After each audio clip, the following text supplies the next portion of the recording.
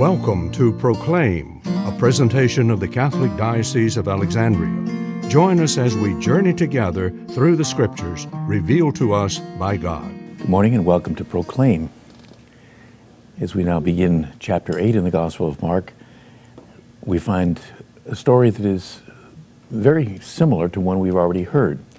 It has, once again, the feeding of a large crowd from a very small amount of resources. The difference is that this setting is still in Gentile territory.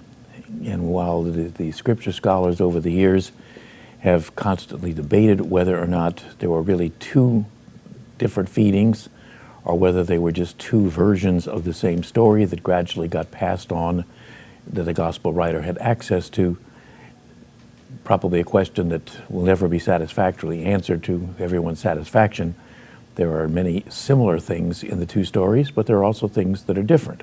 And so as we listen to this, we can certainly hear the similarities, but also recognize some of those differences. It says, in those days, when there was again a great crowd without anything to eat, he summoned the disciples and said, "My heart is moved with pity for the crowd, because they have been with me now for 3 days and have nothing to eat."